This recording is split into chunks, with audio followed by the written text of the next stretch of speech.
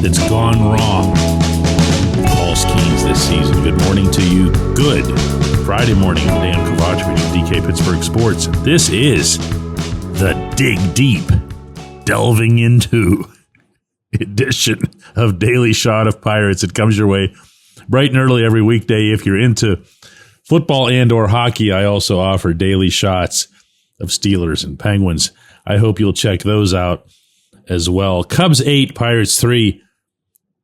Skenes was clubbed really in the fifth inning for 3 home runs, 2 of those back-to-back, and I don't care, like at all. If it wouldn't be perceived by anybody as the lazy way out, I would actually end the episode right there. Skenes, in his 5 innings, was charged with those 3 runs on 5 hits. Also walked 4 guys. He struck out 2. Was he at his best? No. He acknowledged that afterward. Did he locate, execute the way he wanted to? No. Acknowledged that afterward. Did he have his best stuff? Zip, spin, all that? No. Acknowledged that afterward. Doesn't matter at all. I'm going to try to get the requisite half dozen plus minutes out of this subject. I really am, because I just know, based on stuff that I saw, heard, and read following that game yesterday, that there's going to be somebody somewhere, and there is. They're out there who will find flaws in this brilliant, nothing less than brilliant pitcher. Or, to add a twist to it, some kind of fault with the Pirates for screwing him up, altering his arm angle, magically removing his velocity, or whatever. Just no to all of it. Here's why I say that. Not because the Pirates aren't capable of screwing people up. They do it all the time. Not because the Pirates haven't had their own history of essentially stripping their starters in particular of their velocity, because, you gotta tinker with everything so that you can make sure you put your fingerprint on that individual's brand. That's not this. The Pirates have no say, or maybe a better term for it, they have no sway with this young man. The reason for that is nobody does. Is he open to listening, to learning? Sure. He still communicates with Yasmani Grandal, who's wearing another uniform, because Grandal used to tell him things that other people weren't telling him. Maybe they were a little bit intimidated by him or didn't want to do anything to mess with him. So he does value it, but it's never, here, try this.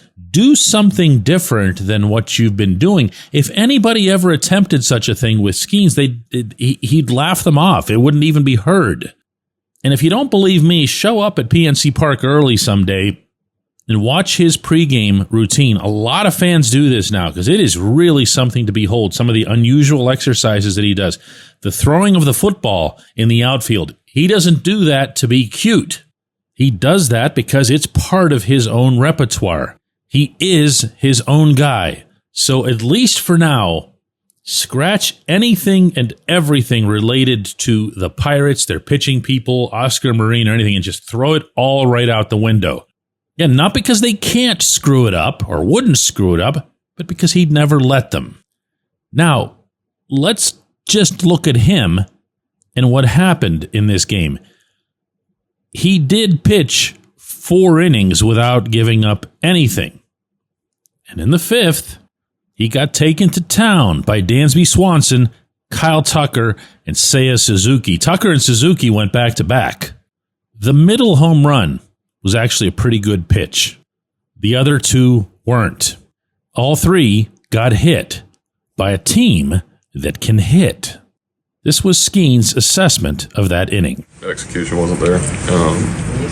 Kind of spraying the ball, so got away with it there for a while, and then obviously shut up a little bit in the 5th, but it is what it is. Yeah, he didn't have a lot to say. I don't have a lot to say. Less than a week earlier, he mowed down the $1 billion Dodgers out in L.A.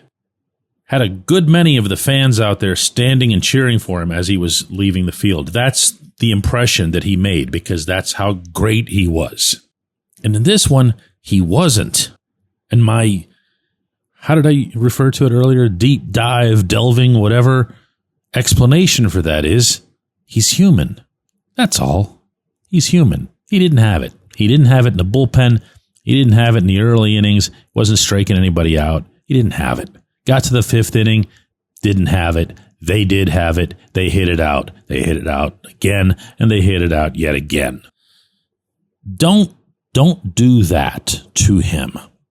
I actually had an episode about this not that long ago. What would ever happen in Pittsburgh if Skenes ever went into some sort of small slump, even if it's just a couple of starts? And in that episode, I compared it to the way Steelers fans are with TJ Watt when he gets shut out from sacks in a game. You don't worry about it because he's going to come back and have 3 of them in the next game. He's going to poke a fumble loose. He's going to have an interception, a pass batted away, and he might run one of those back for 6 points.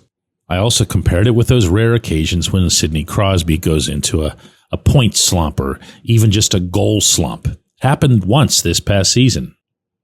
If I recall, it was 10 of the Penguins games that he hadn't scored in. He was feeling a little bit, but you don't get that from the fans. Yes, it's bizarre that he wears the Pirates uniform. Yes, everything about it feels awkward at times, because when you put him against the rest of this team, with very few exceptions on this roster, he really stands out. It's strange that he's here. At times, it still feels surreal that he's here. And as a result, what almost all of us do, and I do it myself, is wonder how long he's going to be here. Not even just in the cynical Bob Nutting / payroll sense, but just, how long would anyone want to stay with a perpetual loser? That's not him. That's not going to be him. Kid had a bad day. The next opponent he faces will have a very bad day. When we come back, J1Q. It's Gun Storage Check Week. Help prevent unwanted access to your firearms. No one wants their unsecured gun to be used in an accident, a suicide, or a crime. Use lockboxes, safes, and locks to secure your firearms. Learn more at gunstoragecheck.org. That's gunstoragecheck.org. Brought to you by NSSF, the Firearm Industry Trade Association.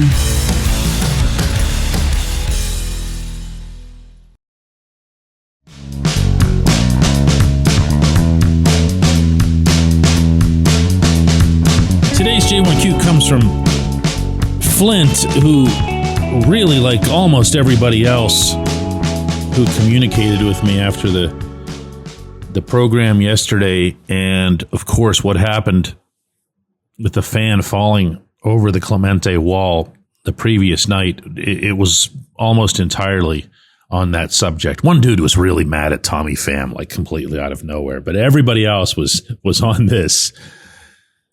Flint says, DK, staying away from talking about this individual issue is probably best for now, I agree. But I also share your view that the alcohol consumption at sporting events has gotten way out of hand, and it's a big reason why I don't go to many games. And when I do, I usually try to leave a little bit early to mitigate the amount of impaired individuals on the roads. Now, I'm going to reiterate from yesterday, and I'm going to do this with, all giant neon letters here. This is not a Pirates issue. This is not a Pittsburgh issue. This actually isn't even a sports issue. We now sell so much alcohol without any regard for volume of consumption, the impact it might be having on somebody, how impaired they are, what are their chances of getting behind a wheel. A lot of you shared stories, specific stories to that effect. And again, it wasn't just about Pirates. I got them regarding Steelers game, Penguins games, concerts, you name it. And I'm not equipped with some universal magic answer for this. But I will say this, and this actually impacts the National Football League more than any other from what I understand, from the evidence that I've seen. and hear me out first because I'm not talking about alcohol here. The NFL has a deep concern about the percentage of their fans who feel that it's a better overall experience to watch their favorite team from home, from their couch, on their 84-inch plasmas that take up the entire wall, with their own food of choice, their own drink of choice, without worrying about having to drive anywhere or toss the keys to a friend. You can, in fact, have some of your friends over. What's more, the amount of information that you can get on an NFL game as it's happening, and I'm talking about statistical stuff, replays, and everything that's now available, it's a really, really good experience. And also, depending on what kind of stadium you're in or what your climate is, you're not freezing or overheating or whatever. You're just, having a good time in your living room. And you're taking in the game as it happens. One way in which the NFL has gone out of its way to combat this, and the Cowboys were the first in Arlington, was to install all kinds of additional technology in certain seats. Everybody's got an iPad. They can check all the latest stats, replays. But what they won't touch are alcohol sales. What they won't do is in any way, shape, or form limit what's a real cash cow. To which all I'll say, and I don't have the numbers to support a really strong argument on this in one direction or the other, but is the amount that you're making on late inning or fourth quarter or third period sales roughly the same as what you get from the amount of people that just don't even show up, that don't buy a ticket, that have said, heck with you, I'm fine exactly where I am? Might be worth some analysis. I appreciate the question. I appreciate everyone who listens to Daily Shot of Pirates, and like everybody else, I'm wishing for the best for this young fan and hopefully for a full recovery. Let's do this again Monday.